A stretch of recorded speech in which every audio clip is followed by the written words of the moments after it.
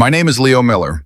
I'm 68 years old, and I'm sitting in this nursing home room where my supposed son, Ethan, abandoned me 3 weeks ago after beating me brutally. My ribs still ache when I take a deep breath, but the physical pain is nothing compared to the betrayal I uncovered. The man I raised for 4 decades, the one I gave all my effort and love to, is not my biological son. Now looking through the small window of my room at the willows, I wonder how I didn't see the signs sooner. But before I continue with my story, please click the like button, subscribe to the channel, and comment with where you're watching from. Your support is very important. It all started one Sunday morning. I was making coffee like I always do, grinding the beans I buy from the local farmer's market in Portland. My hands aren't as steady as they used to be, but I hold on to certain routines that bring me pleasure. The aroma of freshly brewed coffee filled my small house when I heard someone open the front door without knocking. It could only be Ethan, the only one with a key besides me. "Dad, where are you?" His voice sounded strange, like when he needed money or was in trouble. "In the kitchen, son," I replied, pouring a cup for myself and another for him, just as I always did when he visited, though his visits were becoming less and less frequent. Ethan walked into the kitchen and looked at me in a way that made me uncomfortable. At 42, my son was already showing a receding hairline and a belly that betrayed his love for beer. He wore an expensive shirt that clashed with his faded jeans. Without a proper greeting, he sat at the table and pushed the coffee away. "I'm not here for coffee, Dad. I'm here to talk about something serious." I put my cup down and sat across from him. "What is it? Trouble at work? Or with Jessica?" His wife was a woman who barely spoke to me during the few family gatherings we had. "The house, Dad? I need you to sign some papers to sell it." It felt like a bucket of ice water had been thrown on me. "Sell my house? What are you talking about?" "We've talked about this. You can't keep living alone. You fell last month, and the neighbors had to help you. You're not at an age to live without supervision anymore." I slipped in the shower. It could happen to anyone. Besides, it was just a few scratches. Ethan slammed his fist on the table, making the cups jump and spill coffee. "It wasn't just a few scratches. They found you lying on the bathroom floor hours later. What if you'd had a heart attack? What if you'd broken your hip?" "This is my house, Ethan. I lived here with your mother before she left us. I raised you here by myself, working double shifts so you'd never lack for anything. And I appreciate that, but it's time to think about the future.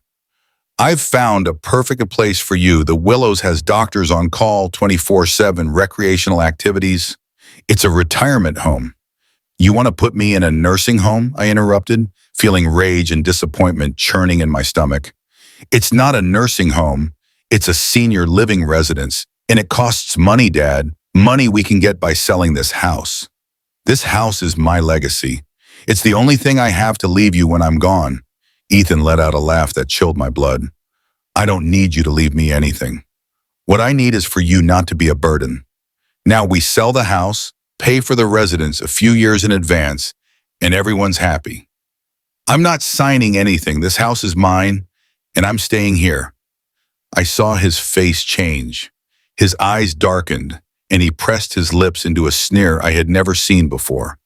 He stood up slowly, looking down at me as if I were an annoying insect. "You've always been a stubborn old man. That's why Mom left you. That's why it's so hard for me to visit." His words hurt more than any physical blow. "Your mother left us for another man, not because of my stubbornness. And if you don't come to see me, it's because every time you do, it's to ask for money." "You don't know anything," he shouted, getting so close I could smell the alcohol on his breath, even though it was barely 10 in the morning. "I lent you money last year to fix the roof, and you never paid me back. Because that money was mine to begin with. I gave it to you to hold on to after I sold the car, and then you lent it back to me as if it were yours." His hand came up so fast I couldn't dodge it. The slap sent me staggering back against the wall. The metallic taste of blood filled my mouth as I stared at him in disbelief. "Ethan, you've never raised a hand to me," I mumbled, wiping the blood from my lip. "Well, it's about time, you ungrateful old man. I've been taking care of you for as long as I can remember. And what have I gotten in return? Complaints and more complaints." I tried to stand up straight, but Ethan shoved me back against the wall. You're going to sign those papers today. Do you understand me? And you'll do it the easy way or the hard way. I'm not signing anything. This house is all I have. What followed is something I still can't recall without my hands shaking. Ethan, my own son, beat me in a way I never thought anyone could. Punches to my face, kicks when I fell to the floor. As I covered my head with my arms, I could only think about where I had failed as a father to raise such a monster. "Sign the damn papers," he screamed between blows. When he finally stopped, I was lying on my kitchen floor, gasping for air, with blood staining the white tiles I had worked so hard to keep clean. "I'll give you until tomorrow to think about it," he said, breathing heavily as he straightened his shirt. "I'll be back with a notary, and you will sign, or I swear the next time I won't stop." He stormed out of the house, slamming the door so hard the walls trembled. I lay there, too weak to get up, feeling tears mixed with the blood. It wasn't the physical pain that broke me, but the certainty that I had utterly failed as a father. That night, in pain and terrified, I packed a few belongings in a small suitcase. Old photographs, some important documents, my pocket watch inherited from my father. I planned to leave early before Ethan returned, to seek refuge with an old friend, but I didn't get the chance. At 6 a.m., as I was struggling to get dressed because of the bruises covering my body, I heard the front door open again. This time, there were 3 sets of footsteps. Ethan wasn't alone. "Dad, come out wherever you are. I brought Dr. Monroe to check on you and Mr. Fuentes for the papers." I locked myself in the bathroom, my heart pounding so hard I feared I'd have a heart attack right there. "Leave me alone, Ethan. I'm not signing anything." I heard murmurs, then footsteps approaching the bathroom door. "Mr. Miller?" an unfamiliar voice said. "I'm Dr. Monroe. Your son is concerned about your mental state. He says you've been having violent episodes. I need to examine you." "That's a lie. He's the one who hit me yesterday. Look at his knuckles." More murmurs. Then the supposed doctor's voice. "Mr. Miller, if you don't open the door, I'll have to declare you unfit to make your own decisions due to your erratic and paranoid behavior. Your son will have to assume legal guardianship." I then understood Ethan's plan. If I didn't sign willingly, they would declare me mentally incompetent, and he could do whatever he wanted without my consent. I was trapped. I opened the door slowly. The man in front of me, wearing a white coat with a stethoscope around his neck, widened his eyes when he saw my bruised face. "What happened to your face?" he asked, genuinely surprised. Before I could answer, Ethan stepped in. "I told you, doctor, he falls constantly. He can't take care of himself anymore." "This doesn't look like a fall," the doctor said, examining my injuries. "It looks like a beating." "He hit me," I said, pointing at Ethan. "Yesterday, because I refused to sign the papers to sell my house." The doctor looked at Ethan with suspicion, but my son already had an answer ready. "You see, paranoid delusions. Last week he said the neighbors were stealing food from his refrigerator. He needs specialized care." "I never said that," I protested, but I could see the doubt in the doctor's eyes. The third man, supposedly a notary, remained silent, watching the scene with clear discomfort. "Doctor," he finally said, "I'm not sure I want to be a part of this. I came to certify a voluntary signature." "You'll get paid double," Ethan replied curtly, and the notary looked down but didn't leave. The doctor gave me a superficial examination, asking basic orientation questions. My name, the date, the name of the president. I answered everything correctly, to his obvious surprise. "Your father is perfectly lucid, Mr. Miller," he said finally. "I see no reason to declare him incompetent." Ethan's expression hardened. "Doctor, let's talk in private." As they walked down the hall, the notary looked at me with a mixture of pity and shame. "I'm sorry, sir," he whispered. "I didn't know." I used that moment to show him the bruises on my ribs. "My son did this to me yesterday. Please help me." The man turned pale and nodded almost imperceptibly. When Ethan and the doctor returned, the doctor's attitude had changed. He avoided looking me in the eye. "I've reconsidered the situation," he said in a monotone voice. "Mr. Miller shows signs of mild cognitive decline and needs constant supervision. I recommend his admission to a specialized residence." I stared at the doctor in disbelief. "How much did my son pay you?" "Get your things, Dad," Ethan ordered, ignoring my question. "We're taking you to the Willows right now. The doctor will come with us to oversee your admission." "And the house papers?" the notary asked, visibly nervous. "We'll sign them there. Bring your briefcase." I had no chance to resist. Between Ethan and his doctor, they dragged me out of my own home, carrying only the small suitcase I had packed the night before. Neighbors watched from their windows, but no one intervened. Who would question a concerned son taking his elderly father to a residence with medical help? During the car ride, I remained silent, processing what was happening. My son, my own flesh and blood, was stripping me of everything for money. How had we come to this? The Willows turned out to be a two-story building on the outskirts of the city with a neglected garden and a faded sign. Nothing like the luxury residence Ethan had described. As they checked me in at the front desk, I heard the doctor murmur to my son, "This place isn't what you described. The rate is much lower." "The important thing is that he has medical care," Ethan replied. "The rest of the money is to pay off the debts he's accumulated." "What debts?" I asked, but I was ignored. A middle-aged woman in a white uniform led me to a small room with two beds, one occupied by an old man who was snoring loudly. "This will be your room, Mr. Miller," she said with a rehearsed smile. "Mr. Johnson will be your roommate. Dinner at 6, medication at 8, lights out at 9. When the woman left, Ethan came in with the papers. "Sign here, here, and here," he said, pointing to several lines at the bottom of documents he wouldn't let me read. What am I signing? The transfer of the house to my name and authorization for me to manage your finances. It's for your own good, Dad. You're not in a condition to handle these things anymore. I looked at the papers, then at my son. In his eyes, there wasn't a hint of love or remorse, only impatience and greed. "If I don't sign, what will you do? Hit me again?" "Not here," he answered with a cruel smile. "But I can make your stay here very long and very unpleasant. You sign and I'll visit every week with your grandkids. I'll bring you those candies you like so much. You don't sign and no one will ever know where you are." With trembling hands, I signed each document, not out of fear of more beatings, but because in that moment, I understood that I had lost my son forever, if I ever truly had him at all. "Good boy," he said, gathering the papers and putting them in his briefcase. "I'll be back on Sunday. Behave yourself." And just like that, he left. The notary, who had been silent the whole time, gave me one last look before following him. In his eyes, I saw shame but also relief that the dirty business was over. I was left alone in that strange room with a stranger snoring in the next bed, stripped of my home, my dignity, and my family. I looked out the small window, watching Ethan's car drive away, and I wondered at what point my life had taken such a desolate turn. What I didn't know then was that this terrible moment was just the beginning. That in this nursing home I would find not only the truth about my supposed son, but also the strength to reclaim my life and uncover secrets that had remained hidden for 4 decades. Secrets that would forever change my definition of family. 3 days after my arrival at the Willows, I'm still sitting by this window, watching the neglected garden as I try to adapt to my new reality.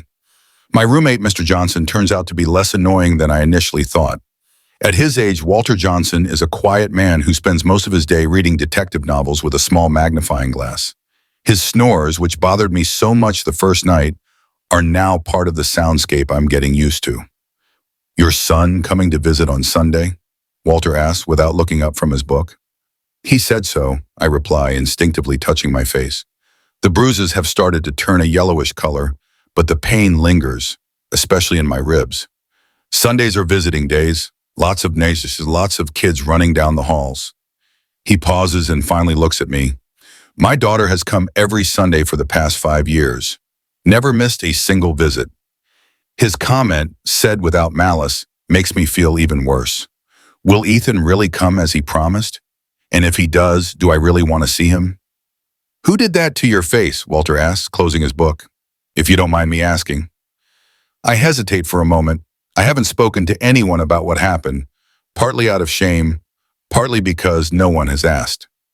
"My son," I finally reply, and the words taste bitter in my mouth. Walter nods slowly, unsurprised. "Mine tried it too. Wanted the house to sell and pay off his gambling debts. My daughter put a stop to it. That's why she visits, and he doesn't." We sit in silence for a moment, united by the strange camaraderie that forms between those who have suffered similar betrayals. And you don't have any other family? He asks. Just my daughter, Carmela, and my grandkids. My wife passed away 10 years ago. What about you? Just Ethan? Or so I thought until recently. Walter looks at me with curiosity but doesn't press further. It's one of the things I've learned to appreciate about him. He knows when not to push. The door to our room opens, and a young man in his early 30s, tall and thin, in the blue uniform of the home's staff, comes in. He's carrying a tray of medications. "Good morning, gentlemen. Time for vitamins and supplements," he says with a smile that, unlike most of the staff's, seems genuine. "Morning, Jacob," Walter replies. "How's your mother?" "Better, Mr. Johnson. Thanks for asking. They already took her stitches out from the surgery." As the young man gives Walter his pills, he looks at me closely. "Mr. Miller, how are those bruises? Does it hurt when you breathe?" His question surprises me. It's the first time any of the staff has shown interest in my injuries. "Yes, a little," I admit, "but I'm getting better." "You should have been seen by a real doctor, not that charlatan who brought you in," he mutters, handing me a small cup with 2 pills. "These are for the pain and inflammation. Dr. Peterson prescribed them yesterday after he reviewed your admission file." "Dr. Peterson? I don't remember being examined by any doctor here." Jacob leans in and lowers his voice. "He didn't examine you personally. He reviewed your admission papers and noticed inconsistencies. The diagnosis of cognitive decline has no medical basis." I feel my heart start to race. Does that mean I can leave? Jacob's expression turns serious. "It's not that simple, Mr. Miller. Your son has legal guardianship over you, according to the documents filed. Dr. Peterson is investigating the legitimacy of those papers, but it will take time. That Dr. Monroe didn't do any real evaluation. He asked me a couple of basic questions and then spoke privately with Ethan. After that, his whole attitude changed." Jacob nods. "Dr. Peterson suspects something like that. That's why he's reviewing the case very carefully." As he talks, Jacob changes the sheets on my bed with efficient movements. When he lifts my pillow, he sees the small suitcase I keep hidden there. "You should keep your belongings in the closet, Mr. Miller." "I prefer to have them close," I reply.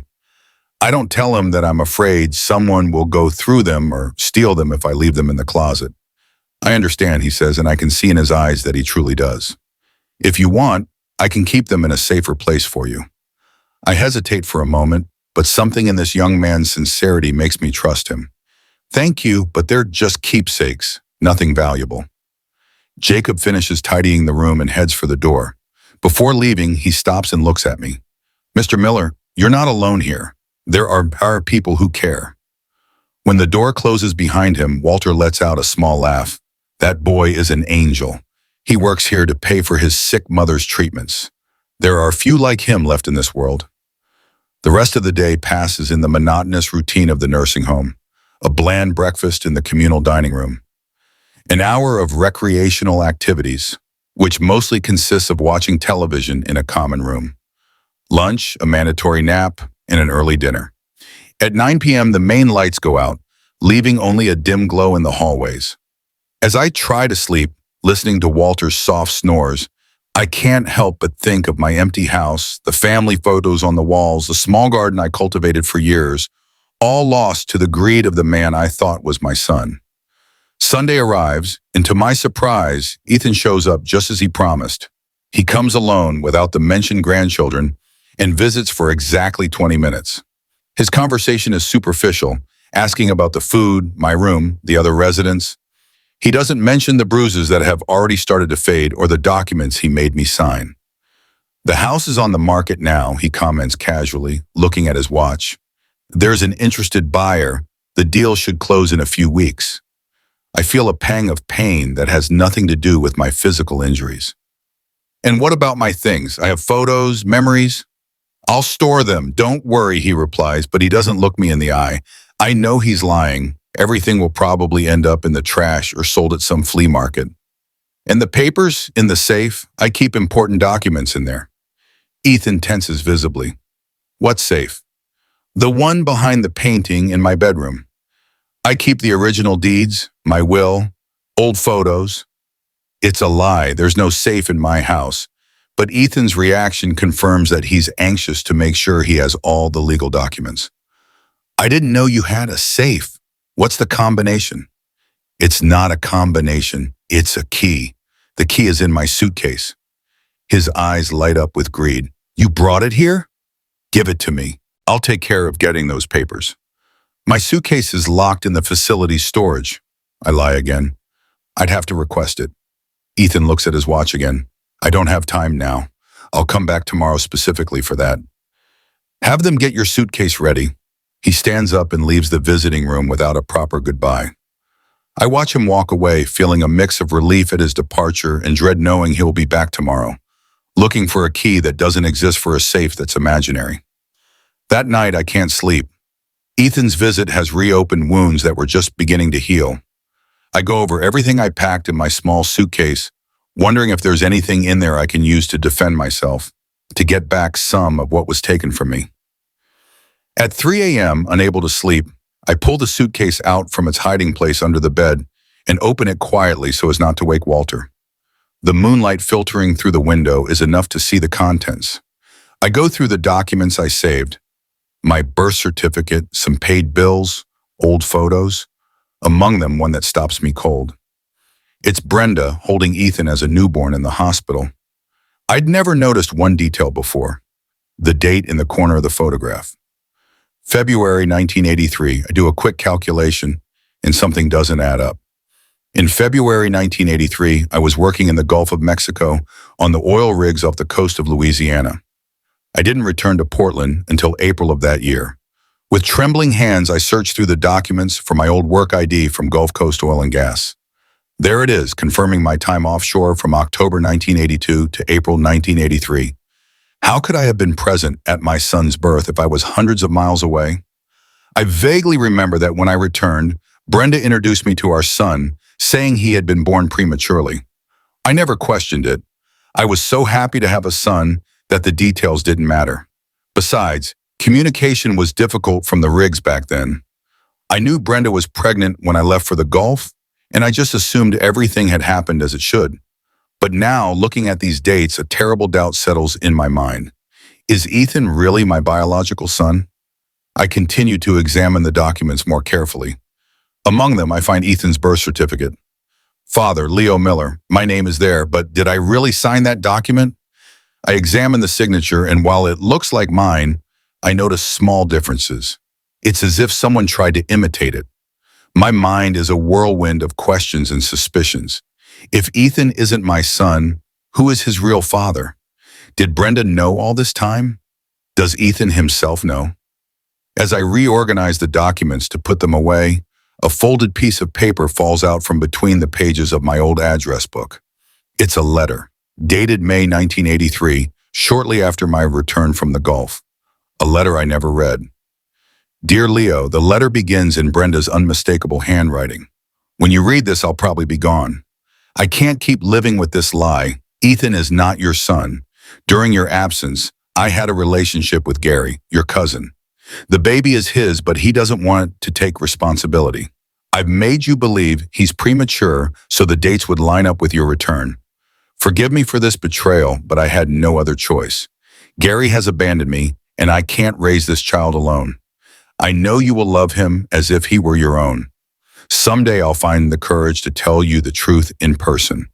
The letter isn't signed, and it's clear it was never sent. Brenda probably wrote it in a moment of guilt, but didn't have the courage to give it to me or mail it. The pieces fall into place. Brenda left me 5 years later, leaving me with a child that wasn't mine. My cousin Gary disappeared from our lives around the same time, supposedly moving out of state. I never connected the two events until this moment. Raising Ethan alone, I worked twice as hard to give him everything. I loved him as my own son because I believed he was. And now, 40 years later, I discover that my entire life has been a lie. That the man who beat me, who stripped me of everything, doesn't even carry my blood. Tears fall silently on the documents as I try to process this revelation. How many other lies are there in my life? Who else knew the truth? A gentle touch on my shoulder startles me. Walter is standing by my bed, looking at me with compassion. Sorry to intrude, Leo, but I heard you crying. Wordlessly, I hand him the letter. He takes his glasses from his pajama pocket and reads it slowly. Oh, my friend, he says finally, handing it back. Life saves some real surprises for us. 40 years, I murmur. 40 years raising another man's son. A man who has now taken everything from me. Walter sits on the edge of my bed. What are you going to do? It's a good question. What can a 68-year-old man locked in a nursing home without money or property do? I don't know, I admit. Ethan is coming tomorrow looking for a key that doesn't exist. When he finds out I lied, we need to buy time, Walter says, surprising me with his use of we. And we need help. That boy Jacob seems trustworthy. But how? What could he do? For starters, he could help us contact someone on the outside. Don't you have a friend, a relative who could help you? I think of my old co-workers, but most are in the same situation as me, or worse. I haven't kept in regular contact with anyone for years. I can't think of anyone, I reply, defeated. And that Dr. Jacob mentioned, the one reviewing your case? Dr. Peterson, he could be an option. Then it's settled. Tomorrow we'll talk to Jacob and ask him to help us contact the doctor. In the meantime, you need to stall your son. How? Walter smiles, showing a cunning I hadn't expected. Tell him you forgot where you hid the key, that with the shock of the move, your memory got jumbled. Make him believe he's right about your mental state. The idea is ingenious. Faking confusion to buy time might actually work. Now put those papers away and get some rest. Tomorrow will be a difficult day. Walter goes back to his bed, and soon as soft snores fill the room again. I carefully put the documents, especially Brenda's letter, at the bottom of my suitcase and hide it under the bed again. I lie back, staring at the ceiling in the dim light. Despite the terrible revelation, I feel a strange sense of calm. At least now I understand why Ethan was always so different from me, so emotionally distant. We don't share the same blood. He isn't really my son, but this opens other disturbing questions. If Ethan isn't my son, do I have a real child somewhere? Did Brenda have other secrets I never discovered? And most unsettling of all, does Ethan know the truth about his origin? With these questions swirling in my mind, I fall asleep just as the first rays of sun begin to filter through the window. Tomorrow is another day, and for the first time since arriving at this nursing home, I have a purpose, a plan, and something that no legal document can take away from me. The truth. Sitting in this chair by the window, I watch the rain fall on the nursing home garden. It's been 5 days since I discovered Brenda's letter. 5 days since my world fell apart for the second time. Ethan's visit the next day went exactly as Walter suggested. I feigned confusion about the key's location, mixed up memories, and acted as if I genuinely had cognitive problems. What do you mean you don't remember where you put the key? Ethan shouted, losing his patience after 20 minutes of my rambling explanations. Sometimes I keep it in the shoebox, other times in the hollow book, I answered with a trembling voice, playing the part of a disoriented old man. What hollow book? You never told me about a hollow book. I wasn't sure if I'd shown you. I rubbed my forehead with a look of concern. Everything gets so mixed up lately. I saw the frustration on his face, but also something else. Satisfaction. My supposed confusion validated his decision to put me here. I told you you couldn't live alone anymore, Dad. Look at you, forgetting important things. You're right, son, I replied meekly, swallowing my pride. Maybe this is for the best. He left promising to return next Sunday, visibly irritated at not getting the key, but convinced that my mental state justified my confinement. That same afternoon, Jacob entered our room with a medication cart. After making sure no one was listening, he informed us, Dr. Peterson is coming tomorrow. I told him about your situation, and he wants to speak with you personally. The news gave me a ray of hope. Walter winked at me from his bed, proud that our little plan was starting to work. Dr. Robert Peterson turned out to be a man in his 50s with graying hair and a serious expression behind his wire-rimmed glasses. He examined me in the facility's infirmary, away from prying ears. These bruises are not from a fall, he said, checking my ribs, and your prior medical history shows no signs of cognitive decline. In fact, your last physical just 6 months ago indicates perfect mental health for someone your age.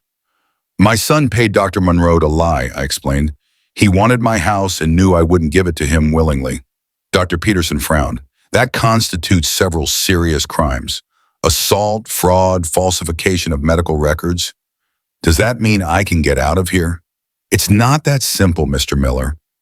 Legally, your son now has guardianship and has sold your house. We would need to file a formal complaint and have the case investigated. Plus, you would need an independent psychiatric evaluation to nullify Dr. Monroe's diagnosis. How long would all that take? Months, probably. The courts don't rush these cases. I sank into the chair, disheartened. By then, I'll have lost everything. There's another complication, the doctor added, reviewing some papers. At your admission, your son presented a power of attorney where you grant him full authority to manage your assets. Do you remember signing that? I remembered the papers Ethan made me sign at the nursing home without letting me read them fully. He forced me to sign several documents. I don't know exactly what they contained. I see. Dr. Peterson was quiet for a moment, thinking, Mr. Miller, to help you, I need to know the whole truth. Is there anything else I should know? Any other family member who can support you? I decided to trust him completely. I told him about Brenda's letter, about the discovery that Ethan was not my biological son. I showed him the documents I kept in my suitcase, including the old work ID from Gulf Coast Oil and Gas that proved my absence during Ethan's birth. The doctor examined everything carefully. This letter, even though it's unsigned, could be a key piece of evidence. Do you have any other correspondence from your ex-wife to compare the handwriting? Not here, but maybe in my house if Ethan hasn't thrown everything out already. And what about your cousin Gary, the supposed biological father? Do you have any way to contact him? I shook my head. We lost touch decades ago. The last I heard, he had moved to another state. Dr. Peterson took some notes and then looked at me directly. There's one test that could definitively settle the question of paternity, a DNA test between you and Ethan. Do you think he would agree to that? Probably not voluntarily, but if we start legal proceedings, we could request the test as part of the investigation. As we were discussing the options, Jacob rushed into the infirmary. Doctor, excuse the interruption, but there's a social worker here asking for Mr. Miller. She says she's here about an anonymous abuse complaint. Dr. Peterson and I exchanged surprised glances. Who would have filed such a complaint? Show her in, the doctor instructed. Moments later, a woman in her 40s, wearing a formal suit and carrying a briefcase, entered the room. She introduced herself as Susan Randall, a social worker from Adult Protective Services. We received an anonymous report about a possible case of physical abuse and financial exploitation, she explained, glancing at my now fading bruises. Are you Leo Miller? Yes, that's me. Can you tell me how you ended up in this facility and what happened to your face? For the next hour, I recounted my entire story to the social worker, who took meticulous notes. Dr. Peterson supported my account with his medical observations and the inconsistencies he had found in my admission file. What you're describing is extremely serious, Mr. Miller, Susan said when I finished. Physical abuse, coercion, potential forgery of medical and legal documents. I need to document these bruises and take a formal statement from you. She took out a small camera and photographed my injuries, even though they were quite faded. Then she had me sign a detailed statement of the facts. What happens now? I asked. I will launch an immediate investigation. The first step will be to verify the legitimacy of the guardianship documents and the medical diagnosis. We also need to determine if the sale of your house was legal.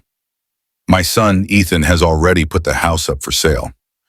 I can request an emergency injunction to halt any transaction until the situation is clarified, Susan explained. But I need to ask you something important. Do you wish to press formal charges against your son for assault? The question caught me off guard. Despite everything he had done, the thought of seeing Ethan face criminal charges gave me mixed feelings. I don't know, I answered honestly. I just want my house and my independence back. I understand. For now, we'll focus on the civil aspect of the case. The criminal matter can wait. Before she left, Susan gave me her card. I will keep you informed of all progress. Please contact me if you remember any additional details or if your son tries to pressure you again. When we were alone, Dr. Peterson looked at me curiously. That's strange. Anonymous reporters don't usually get such a swift response from APS. Who do you think could have filed the complaint? The doctor shrugged, but I noticed he avoided my gaze. Anyone who saw you arrive at the facility with those bruises, An employee, perhaps. I suspected he was the one who had alerted the authorities, but I didn't press him. I was grateful for any help, no matter where it came from. Returning to my room, I found Walter in high spirits. "I saw the social worker," he said as soon as I entered. "She seems like a capable woman." "She is. She started an investigation and says she might be able to stop the sale of my house." "Excellent. But we shouldn't get complacent. Your son won't stand by idly when he finds out." Walter was right, as always. Not even 2 days passed before Ethan appeared at the nursing home, furious and threatening. Fortunately, I was in the common room with other residents when he arrived, which limited his ability to intimidate me.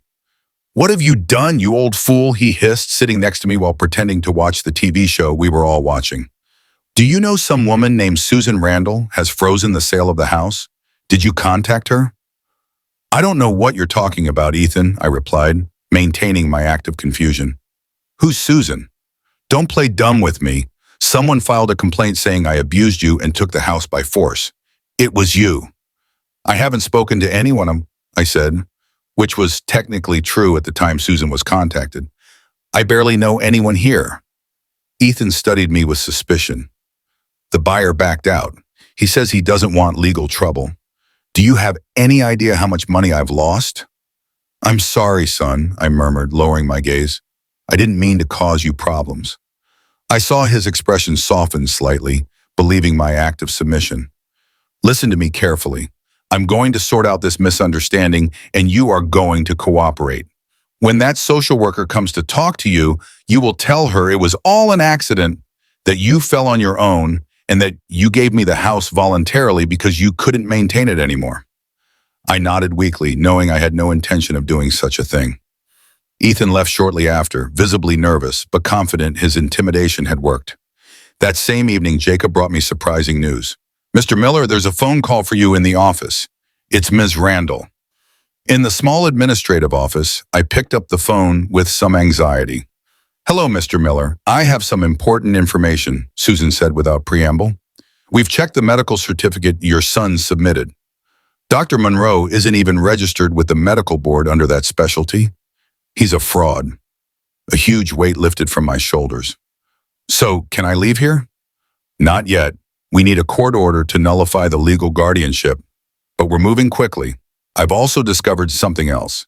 Your son has withdrawn almost all the funds from your bank account." "What? But my pension was deposited there." "I know, and that's another crime we'll add to the complaint. But there's something else, something I think you should know." She paused as if hesitating.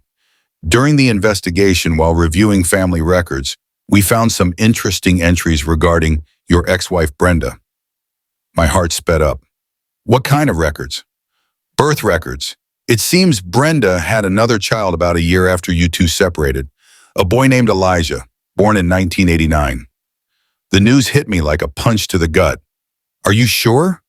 "Completely. The birth certificate lists Brenda Stevens as the mother, and the father's name is left blank. The child only has his mother's last name." "And where is this Elijah now?"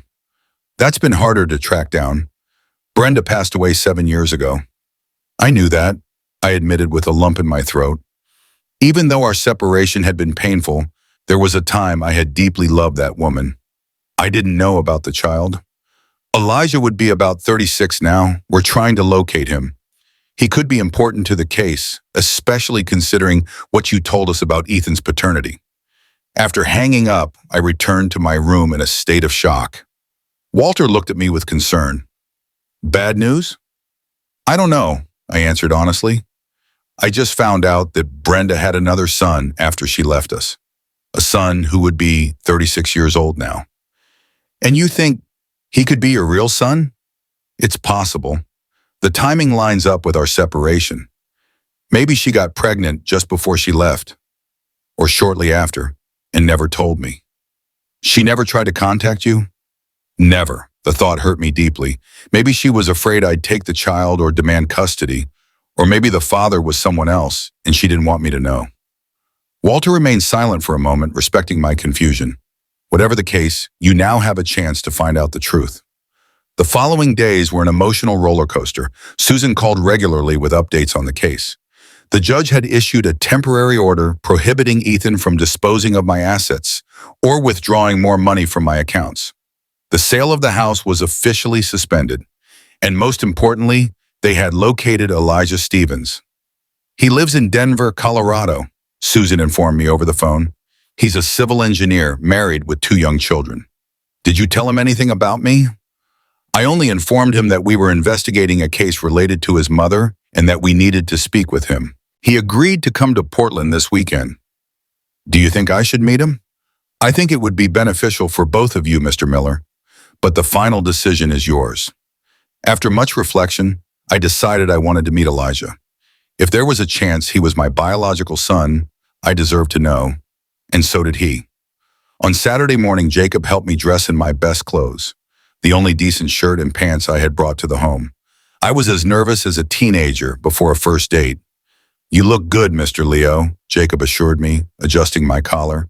Relax, everything will be fine. Walter gave me a pat on the shoulder for encouragement before I left. Remember, no matter what happens, you're still you. The meeting was set to take place in a small private room at the facility, usually reserved for special occasions. Susan was already there when I arrived, reviewing some documents. Mr. Miller, are you ready? I wasn't, but I nodded anyway. Does he know who I am, why we're meeting? I've explained the basic situation, that you were his mother's husband and that there are circumstances suggesting you could be his biological father. He's quite shocked, as you can imagine, but he agreed to the meeting and to a DNA test if you are also willing. Before I could answer, the door opened, and standing in the doorway was a man who took my breath away. It was like looking at myself 30 years ago. The same defined chin, the same almond-shaped eyes, even the same shape of the eyebrows. He wore a light blue shirt and dark pants, holding a folder against his chest like a shield. Mr. Miller? His voice was deep, with a slight accent I couldn't place. I stood up unsteadily. Yes, you must be Elijah. We just stared at each other, studying, searching for features that would confirm or deny our possible connection. You look a lot like my grandfather, Elijah finally said with a mix of awe and suspicion. I have pictures of him when he was young. It's uncanny. And you look like me at your age, I replied, feeling a lump in my throat. Please sit down. We have a lot to talk about. Elijah took a seat across from me, while Susan discreetly moved to a corner of the room, giving us space but remaining present as a mediator. Your mother never told me about you, I began, feeling I had to be completely honest from the start. I only found out about your existence a few days ago. She didn't talk much about you either, Elijah responded. She just said her first husband was a good man, but that they couldn't make it work. She never mentioned the possibility that you were my father. Who did you think your father was then? Elijah shrugged. Some guy she dated briefly after she left you. That's what she always told me, that he didn't want to take responsibility, and that's why I only had her last name. I see. I took a deep breath. Elijah, I don't know if I'm your biological father, but there are good reasons to believe I might be, and I'd like to find out. Would you be willing to take a DNA test? Elijah nodded slowly. That's why I'm here. I need to know the truth. As Susan explained the procedure for the DNA test, I couldn't stop looking at Elijah, searching every gesture, every expression for a reflection of myself. Whether he was my son or not, this meeting had already changed something fundamental in me. For the first time since arriving at this nursing home, I felt hope. The future, which just a few weeks ago seemed like a dark path to loneliness and abandonment, now opened up before me with possibilities I had never imagined. If Elijah turned out to be my son, I would have a second chance at being a father. And if he wasn't, at least I would have faced the truth with dignity. Meanwhile, the investigation against Ethan was moving forward, and soon he would have to face the consequences of his actions. Justice, slow but sure, was beginning to move in my favor. It's been 2 weeks since my meeting with Elijah, and I'm sitting by my window in the nursing home again, watching the clouds drift across the sky. Beside me on the small table rests a sealed envelope containing the results of the DNA test. It arrived this morning, but I haven't found the courage to open it yet. Walter has left me alone, understanding that I need this private moment. I think about everything that has happened since that Sunday when Ethan beat me in my own kitchen. How in just over a month, my life has taken turns I never could have imagined. The loss of my home, the discovery that Ethan wasn't my son, and now the possibility of having a real son, one who carries my blood.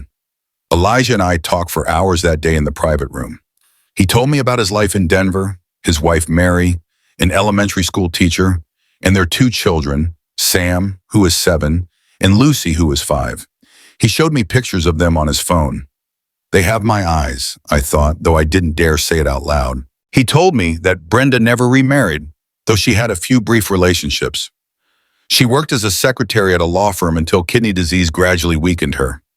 She died in 2018 with Elijah by her side, never revealing the truth about his father. Did you never ask about him? I asked while Susan poured us coffee. Of course, constantly when I was a kid, he replied, stirring his coffee without drinking it. Mom always said the same thing. It was a brief romance. He didn't want to be responsible. We were better off alone. Eventually, I stopped asking. And you never suspected it could be me? After all, she had been married to me. Elijah shook his head. Mom was always very clear that she had separated from you before she met my father. And she mentioned you already had a son, Ethan. It all seemed to make sense. Lies upon lies. Brenda's life seemed to have been built on a complex web of deceit. What was she like as a mother? I asked, genuinely curious. Despite everything, I couldn't help but wonder about the life of the woman I once loved.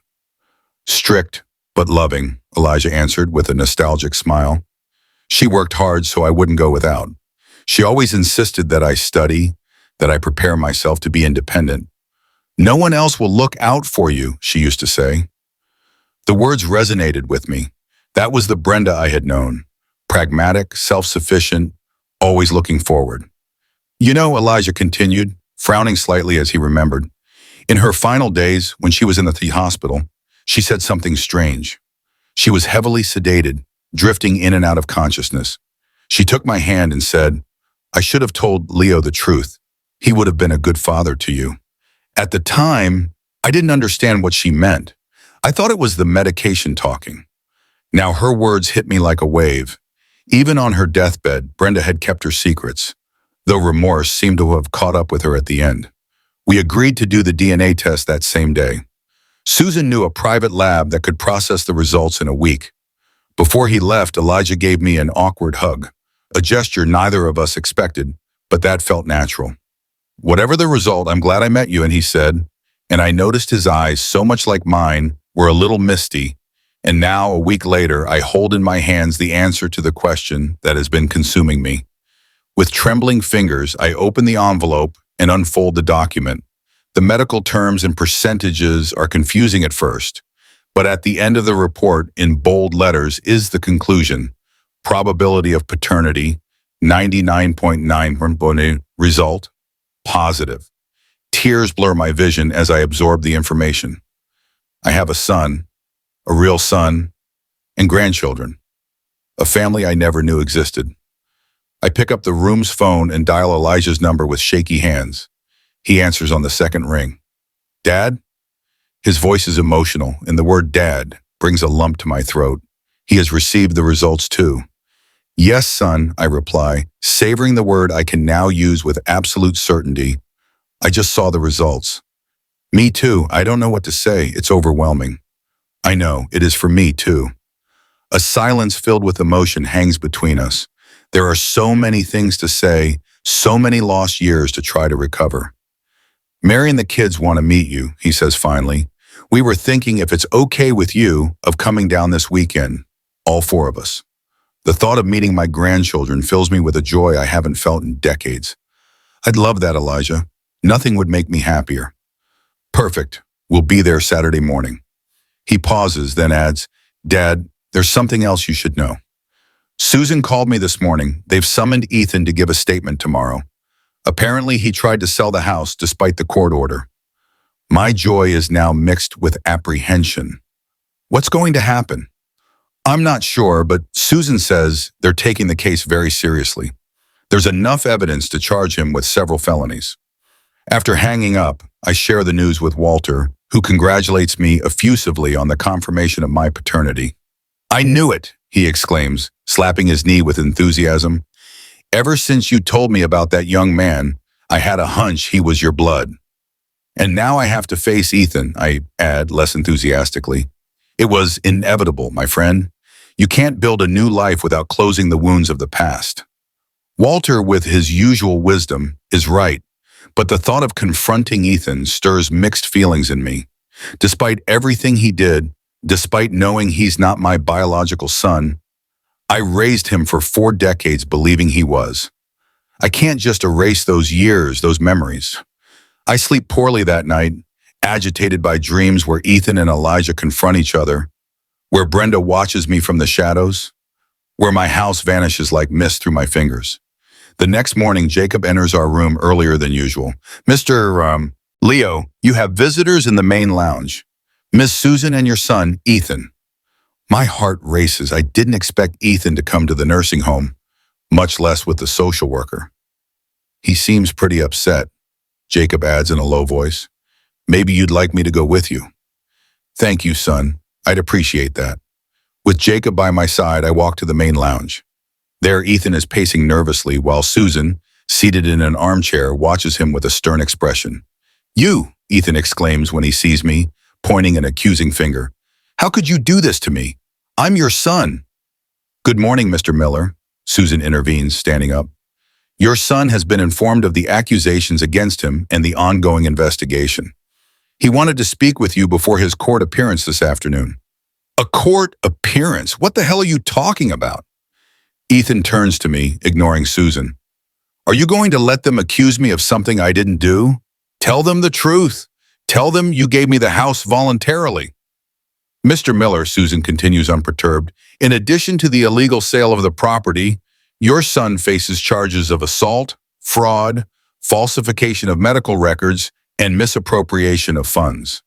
The district attorney has gathered sufficient evidence, including the testimony of the notary who witnessed the forced signing of the documents. The notary talked? The shock in Ethan's voice confirms the truth of the accusations. He confessed everything, Susan replies.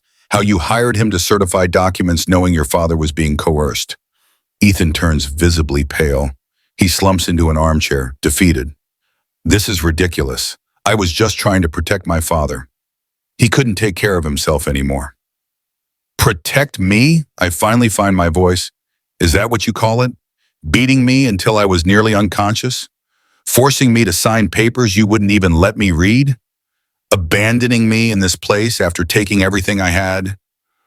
I was desperate, Dad, he says, and for the first time I hear vulnerability in his voice. I have debts, a lot of debts. Jessica left me, took the kids, said she wouldn't come back until I fixed our financial situation. And so you decided to rob me? The person who raised you, who sacrificed everything for you? Don't you get it? I had no other choice.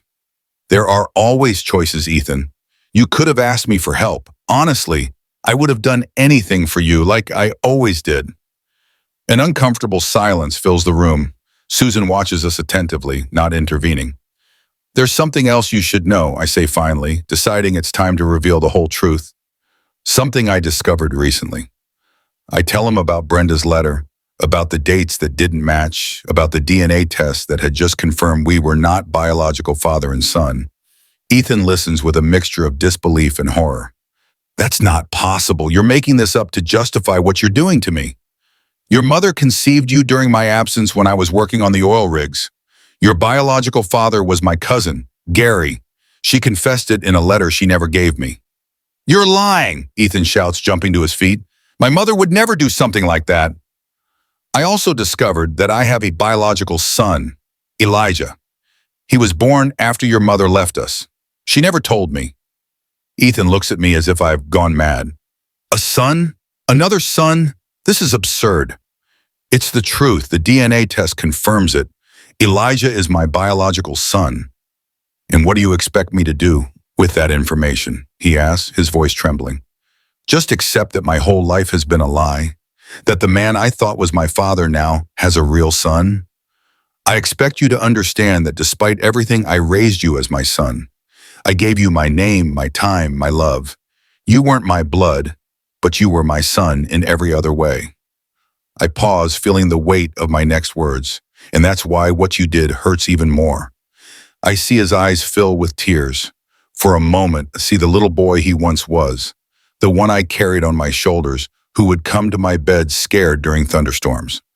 Mr. Miller, Susan intervenes, your son is facing serious charges. He could spend several years in prison. I turned to her, making a decision I had been mulling over all night. Is there any alternative?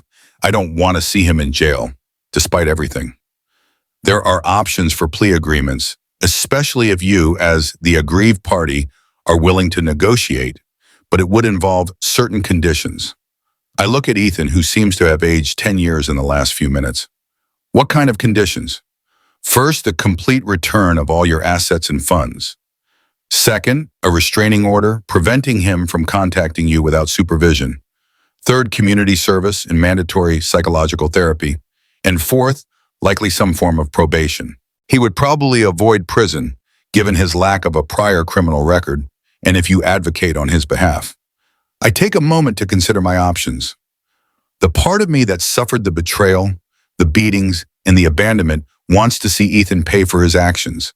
But another part, maybe the part that still remembers the boy I raised, can't bear the thought of being responsible for sending him to prison. I am willing to accept an agreement, I say finally, with one additional condition.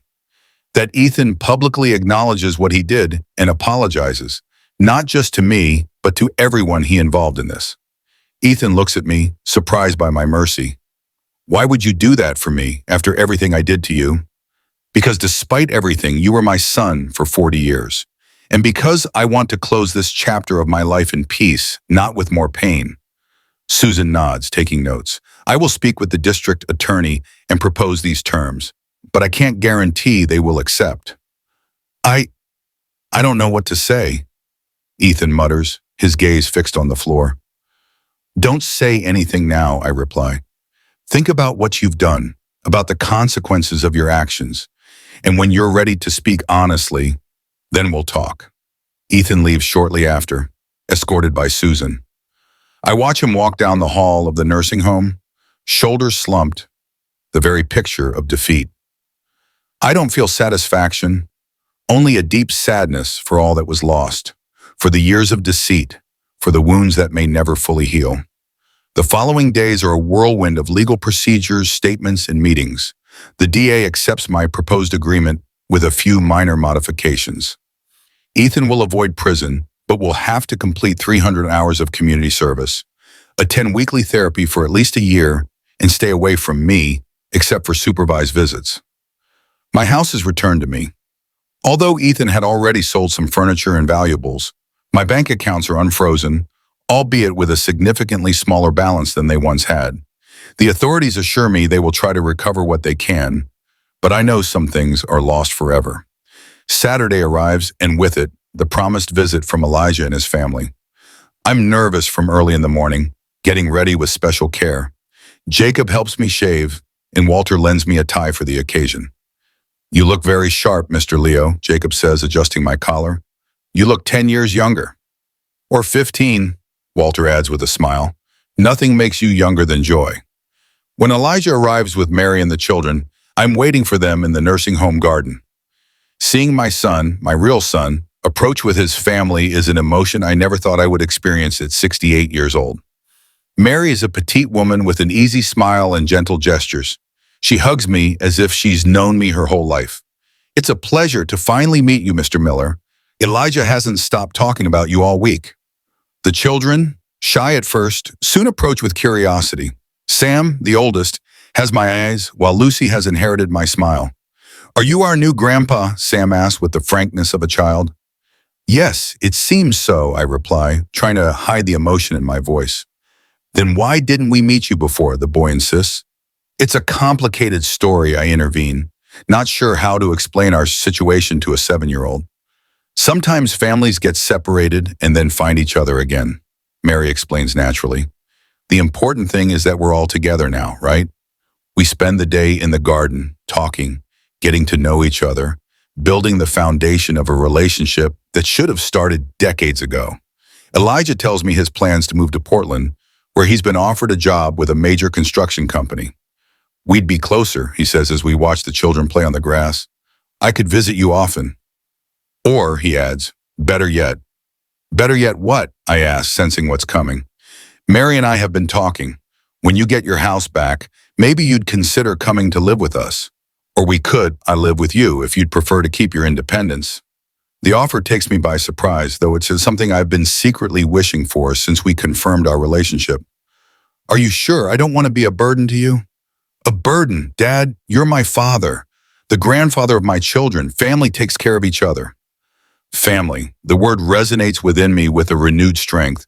For years, I believed my family was just Ethan, a son who turned out not to be mine and who ended up betraying me. And now, suddenly, I have a son, a daughter-in-law, and 2 grandchildren. A real family. I'd love that, I finally reply, unable to contain my emotion. Nothing would make me happier. As I watch Lucy run towards me with a flower she just picked from the garden, I think about the strange twists of fate. How a terrible event, being abandoned in a nursing home, became the catalyst that allowed me to discover the truth and find my real family. The little girl holds out the flower to me with a smile that could brighten the darkest day. For you, Grandpa, she says, and the whole world seems to stand still in that perfect moment. I take her in my arms, feeling the wounds of the past begin to heal. The road ahead won't be easy. There are still pending issues with Ethan, emotional scars that will take time to fade, and a new family relationship to build from scratch. But for the first time in a long time, the future looks bright, full of possibilities. Thank you, my princess, I say to Lucy, carefully placing the flower in my shirt pocket, close to my heart. I'll keep it forever. And so, sitting in the garden of the nursing home I once considered my prison, surrounded by a family I didn't know I had, I understand that sometimes the end of one road is just the beginning of a much better one. That even at 68, life can offer second chances. And that blood, after all, does matter. But not in the way I always believed. If my story has moved you, subscribe to Whispers of Experience to hear more true stories that reveal the depths of the human heart.